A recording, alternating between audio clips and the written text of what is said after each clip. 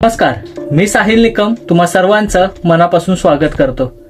Big boss Marathi season 5 चा winner Suraj Chavan याचा नवीन चित्रपट येणार आहे आणि त्या चित्रपटाचा टीजर रिलीज झालाय आणि त्या चित्रपटाचं नाव आहे झापूक झुपूक।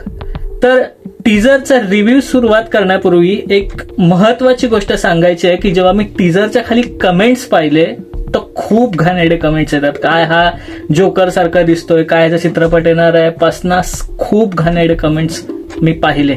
एका मराठी मुलाबद्दल जर का त्याचं चांगलं होतंय तर मग असे कमेंट्स का काय मराठी इंडस्ट्रीला झालंय, काय त्या मुलाचं एवढं घेऊन बसताना काय तो चित्रपट काढतात वगैरे, असं भरपूर काही गोष्टी येतात। पण आपल्यातलाच एखादा मराठी माणूस का चालत नाही? हो, थोडंफार त्याचं काय जे काय त्याचा पर्सनल इश्यू आहेत ते आहेत, पण का चालत नाही असं मला वाटतं कधी कधी। तर मला वाटतं की पर्सनली की हा चित्रपट खूप चालणार आहे। चला आता आपण येऊयात की टीजर कसा आहे। टीजर पाहाल तर मला टीजर पर्सनली आवडला, कारण स्पेशली कोणता सीन तर लास्टचा सीन, जेव्हा आग लागलेली आहे पूर्ण आणि तेव्हा तो सूरज चव्हाण धावतोय आणि तो डायलॉग म्हणतो की माझ्यासोबत तर असंच होतं, माझ्यासारख्या माणसांसोबत सगळे फसवतात आणि मी फसून जातो, असा काहीसा डायलॉग आहे तो। पण तो डायलॉग खरंच खूप इमोशनल करून जातो। एकंदरीत सूरज चव्हाण ह्याच्या जीवनाबद्दलचाच हा चित्रपट आहे असं एकंदरीत टीजर मध्ये तरी दिसतंय। त्याचे जे भरपूर डायलॉग्स आहेत ते डायलॉग्स तो म्हणतोय आणि जो झापूक झुपूक डायलॉग फेमस झाला होता तर त्या डायलॉगला धरून हा चित्रपटाचं नाव ठेवण्यात आलं आणि तो चित्रपट बनतोय। मला पर्सनली का आवडलं तर त्याची जी बाजू आहे की डायलॉग म्हणायचा असेल किंवा काही ज्या गोष्टी आहेत त्या कुठेही असं त्याच्यामध्ये कमतरता दाखवली नाही का आता मला चित्रपट दाखवायचा तर मी काहीतरी वेगळं तर नाही, जे ओरिजिनल आहे तेच दाखवलंय टीजर मध्ये।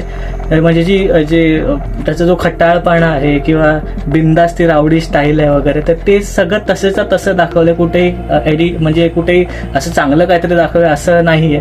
तर मला ते पर्सनली खूप आवडलं।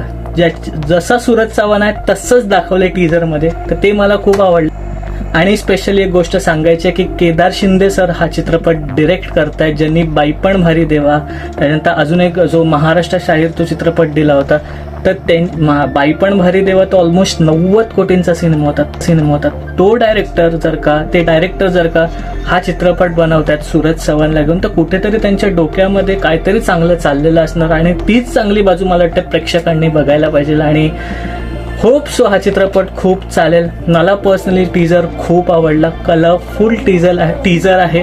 त्याच्यानंतर जे काही दाखवलेलं आहे ते खूप मला आवडलं, ज्याची डायलॉग बाजी असेल, लास्टचा जो शेवटचा सीन असेल, त्याच्यानंतर म्युझिक पण खूप छान वाटतंय, बीजीएम पण खूप छान वाटतंय। त्यामुळे टीजर एकंदरीत खूप छान वाटतं। फक्त आता वाट बघते ती ट्रेलरची आणि त्यानंतर चित्रपटाची। पर्सनली मी तरी सूरज चव्हाणसाठी हा चित्रपट नक्कीच बघणार। तुम्ही बघणार का तेही सांगा आणि तुम्हाला टीजर कसा वाटला आणि ह्या टीजरचा रिव्ह्यू कसा वाटला तेही सांगा।